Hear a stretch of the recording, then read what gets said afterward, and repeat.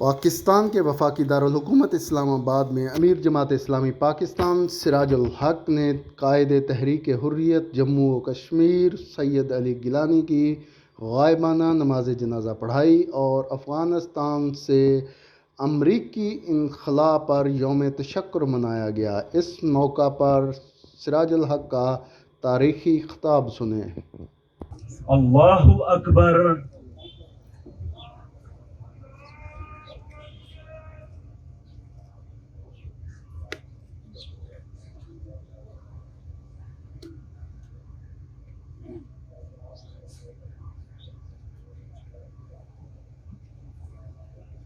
اللہ اکبر۔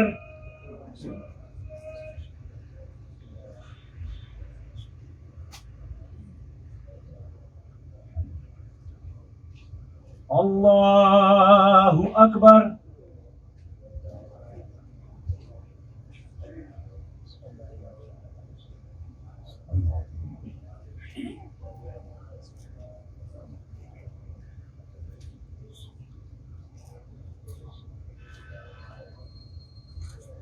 اللہ اکبر۔ السلام علیکم ورحمۃ اللہ۔ السلام علیکم ورحمۃ اللہ۔ آزادی کو سلب کیا تھا اور عوام نے جس جرأت کے ساتھ، بہادری کے ساتھ، یکسوئی کے ساتھ ماضی کی طرح مقابلہ کیا، انہوں نے روسیوں کا مقابلہ کیا تھا، انہوں نے انگریزوں کا مقابلہ کیا تھا، انہوں نے کبھی غلامی کو قبول نہیں کیا، اور ایک بار پھر افغان عوام کو اللہ تعالیٰ نے فتح سے نوازا، کامیابی سے نوازا، اور امریکی فوج اپنے بہترین صلاحیت کے ساتھ اور دنیا کا جدید ترین ہتھیاروں کے ساتھ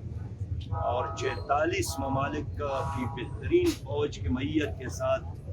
جس طرح شکست سے امریکہ دوچار ہوا، اس پر ہم اللہ کا شکر ادا کرتے ہیں، اور ہمارا اور ایمان پختہ ہو گیا کہ افغانستان میں ایمان جیت گیا اور قوت ہار گئی، نظریہ جیت گیا اور اسلحہ ناکام، تکبر اور غرور اس کو شکست ہوئی، اور اللہ پر ایمان اور یقین کو کامیابی ملی ہے۔ اس کامیابی پر ہم اللہ کے شکر کے ساتھ یہی کہتے ہیں کہ یہ افغانوں کی نہیں، یہ پاکستانیوں کی بھی کامیابی ہے، اس لیے کہ اس طویل جدوجہد میں پاکستان نے ہمیشہ، پاکستان کے عوام نے افغانوں کا ساتھ دیا ہے۔ 40 لاکھ افغان مہاجرین آئے تھے، روس کے آنے کے بعد تو بھی پاکستانیوں نے ان کا ساتھ دیا، اور نیٹو افواج کے آمد کے بعد ہمارے اس پوری جدوجہد میں 70,000 سے زیادہ لوگ شہید ہو گئے ہیں، اور پاکستانی عوام نے بھی بڑی مشکلات اور صعوبتیں اٹھائی ہیں۔ بجا طور پر افغان عوام کے ساتھ پاکستان کے عوام بھی قابل مبارکباد ہے، اور یہ امت مسلمہ نبی مہربان صلی اللہ علیہ وسلم کی امت کی کامیابی ہے، اور افغانستان کی کامیابی سے کشمیر کی آزادی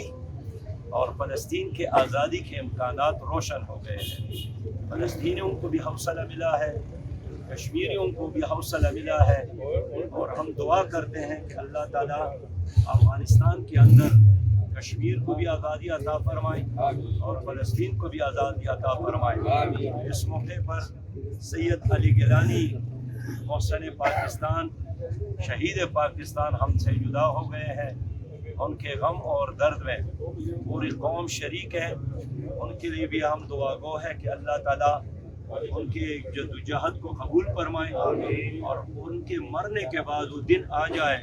کہ ان کا نظریہ کامیاب ہو اور کشمیر بنے پاکستان، اس کو عملی صورت میں ہم دیکھ سکیں۔ اس مرحلے میں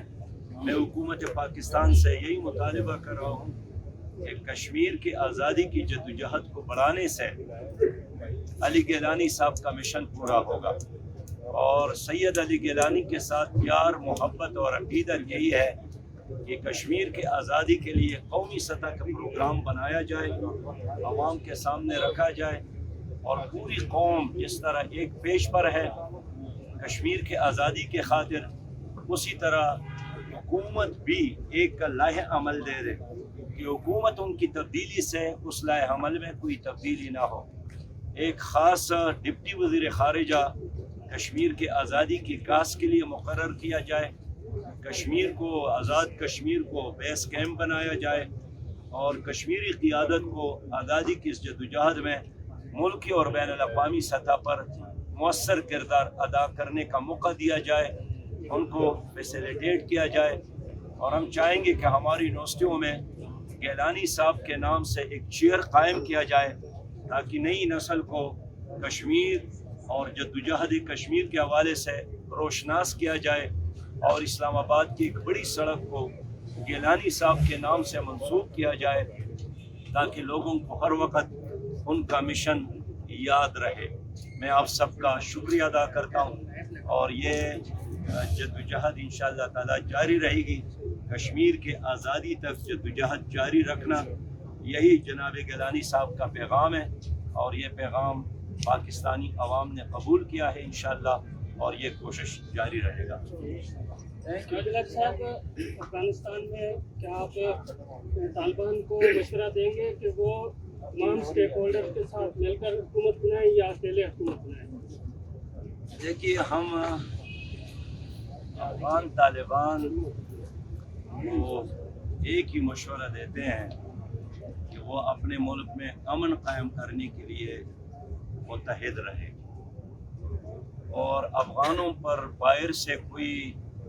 ایجنڈا اور کوئی بن مانگے مشورہ مسلط کرنا مناسب نہیں سمجھتا ہوں۔ آج کے دن ہم خوش اس لیے ہے کہ افغانستان ایک بار پھر آزاد ہوا، اور ہم سب کا جو امت مسلمہ کا دشمن ہے امریکہ کو شکست ہوئی۔ باقی وہ اپنے ملک میں جس طرح نظام بنانا چاہتے ہیں، افغانستان افغان عوام کا ہے، اور ان کا تو مسئلہ یہی ہے کہ باہر سے کسی چیز کو قبول نہیں کرتے۔ ان کا ایک ہی مطالبہ ہے کہ ہمیں امن کے ساتھ اپنے ملک میں رہنے دیں۔ باقی ہماری خواہش ہے کہ وہاں امن ہو، اور وہاں تمام لوگ ایک پیج پر ہو، اور افغانستان کا کابل اور پاکستان کا اسلام آباد یک جان دو قالب بن جائے۔ افغانستان کی کامیابی کو ہم پاکستان کا کامیابی سمجھتے ہیں، اور اب تک طالبان نے جس طرح اقدامات اٹھائے ہیں سب کو معاف کیا ہے، اس کو ہم اپریشیٹ کرتے ہیں۔ وہاں لوگوں کے بنیادی انسانی حقوق کی ضمانت دی ہے، اس کو پہ ہم ان کو شاباش دیتے ہیں، اور وہ کسی جذباتی تناؤ کا شکار نہیں ہے۔ انہوں نے مذاکرات شروع کیے ہیں اور احتیاط کے ساتھ آگے بڑھ رہے ہیں۔ ہم امریکہ سے یہی کہیں گے کہ امریکہ نے افغان عوام کا اور افغانستان کا جو 9 ارب ڈالر سے زیادہ اثاثے منجمد کیے ہیں، تو وہاں اس وقت خوراک کا مسئلہ ہے، لوگوں کو تنخواہیں گزشتہ حکومت نے کئی مہینوں کا نہیں دی ہے، تو اگر ان کے بینک ان کے قبضے میں نہیں ہے تو کیسے تنخواہیں دیں گے؟ لہذا ان کے تمام اثاثے ان کو واپس کیا جائے، اور دنیا سے یہی مطالبہ کرتے ہیں کہ افغانستان پر افغان عوام کی اور وہاں موجودہ انتظامیہ کو قبول کیا جائے، تسلیم کیا جائے۔ پاکستان سے بھی ہم کہیں گے کہ افغان عوام کی موجودہ حکومت کو تسلیم کرے۔ چائنا سے بھی مطالبہ کرتے ہیں، روس سے بھی مطالبہ کرتے ہیں، ایران سے بھی مطالبہ کرتے ہیں، مغربی دنیا اور یورپی دنیا سے بھی مطالبہ کرتے ہیں کہ افغان عوام اگر طالبان کی پش پر نہ ہوتی تو ان کے مظاہرے ہوتی، تو ہر جگہ لوگوں نے ان کے لیے شہروں کے دروازے کھول دیے ہیں، اور سرکاری اور غیر سرکاری طور پر عوام نے ان کا ساتھ دیا، تبھی ان کا یہ کامیابی ممکن ہوا۔ اگر ان کو افغان عوام کا اعتماد حاصل ہے تو دنیا کو بھی ان کا ساتھ دینا چاہیے، اور ان کو اپنے قوم پر کھڑا کرنے کے لیے ان کو سپورٹ ملنا چاہیے، اور اس وقت ان کو آپ کی طرف سے دعاؤں کی بھی ضرورت ہے، اور حکومت کا فرض ہے تو بین الاقوامی سطح پر لابنگ کر کے افغان گورنمنٹ کو تسلیم کروانے کے لیے اپنی ذمہ داریاں پوری کر لیں۔ بہت شکریہ۔ الحمدللہ رب العالمین والصلاة والسلام علی رسولہ الکریم۔ برادران اسلام، ہم اور آپ آج جس عظیم شخصیت کے نماز جنازہ، غائبانہ نماز جنازہ میں شریک ہے، وہ محسن ہے پاکستان کا۔ 92 سال کی عمر میں وہ ہم سے جدا ہو گئے اور انہوں نے اپنی زندگی کا طویل عرصہ آپ کی محبت میں، پاکستان کی محبت میں جیلوں میں گزارا ہے، اور نظر بندی ہی کے دوران ان کی وفات ہو گئی۔ وہ بیمار بھی تھے، ایک گردہ پہلے نکالا گیا جدوجہد کے دوران، دوسرا گردہ بھی متاثر تھا، لیکن ان تمام بیماریوں کے باوجود بھی وہ برہمن سامراج کی اس قبضے کے خلاف لڑتے رہے، اور انہوں نے پوری جدوجہد کی کہ ان کی زندگی میں کشمیر پاکستان کا حصہ بن جائے۔ ان کے اپیل پر ہمیشہ قوم نے لبیک کہا تھا۔ وہ 15 سال مسلسل اسمبلی کے ممبر رہے، جماعت اسلامی کے قائم مقام امیر رہے اور سیاسی امور کے انچارج رہے۔ وہ ایک نہ ڈرنے والے اور جھکنے والے اور دبنے والے قیادت تھے۔ پاکستان کی حکومتوں کے رویے میں اور موقف میں تزلزل ہم نے دیکھا ہے، لیکن ایک لمحے کے لیے وہ کشمیر بنے گا پاکستان کے نظریے سے پیچھے نہیں ہٹے۔ آج وہ ہم میں نہیں ہے، لیکن میں بجا طور پر حکومت سے اور آپ سب سے اپیل کروں گا کہ ان کے ساتھ محبت یہی ہے کہ ان کے اس نظریے کو اور اس مشن کو آگے بڑھایا جائے، اس کو زندہ رکھا جائے، اور نئی نسلوں تک یہ پیغام پہنچایا جائے کہ پاکستان نامکمل ہے جب تک کشمیر پاکستان کا حصہ نہیں بنتا۔ اگر کشمیر ہمارا نہیں ہوتا تو پاکستان غیر محفوظ ہے، نظریہ بھی اور جغرافیہ بھی۔ پاکستان کی حکومت سے آج مطالبہ کرتا ہوں کہ وہ ان کے نام پر کچھ ادارے بھی اعلان کر لے، سڑکوں کے نام بھی رکھ لے، اور ہر یونیورسٹی میں گیلانی صاحب کے نام سے ایک ڈیسک بھی قائم کرے، تاکہ نئی نسل اور ہمارے بچوں کو بھی ان کا پیغام ملے۔ اور آج پھر ضرورت ہے کہ ایک قومی ایجنڈا برائے آزادی کشمیر ہو، جو حکومتوں کی تبدیلی اور آنے جانے سے تبدیل نہ ہو، بلکہ جس طرح پاکستان کا ایک جغرافیہ ہے، کوئی بھی حکومت آئے وہ جغرافیہ اپنی جگہ پر ہے، اسی طرح ایک قومی ایجنڈا ہو کشمیر کے آزادی کے لیے، اور ہر حکومت قوم کے سامنے پھر اپنی کارکردگی رکھے۔ ان کی لاش کے ساتھ جو کچھ ہوا اور ان کی فوتگی کے بعد ان کے خاندان کے ساتھ جو کچھ ہوا، اور جس طرح رات کے اندھیروں میں انڈیا کی فوج نے ان کے گھر میں داخل ہو کر ان کے اہلیہ کے ساتھ، ان کے داماد کے ساتھ اور ان کی بہو کے ساتھ جو کچھ کیا گیا، قابل مذمت ہے۔ اور سچی بات یہ ہے کہ گیلانی صاحب نے اپنی زندگی میں بھی، لیکن اپنے مرنے کے بعد بھی انڈین کے فاشسٹ نظام کو بے نقاب کیا ہے۔ اب حکومت کا فرض ہے کہ وہ عوامی سطح پر بھی، بین الاقوامی سطح پر بھی اس انسانی حقوق کی وائلیشن،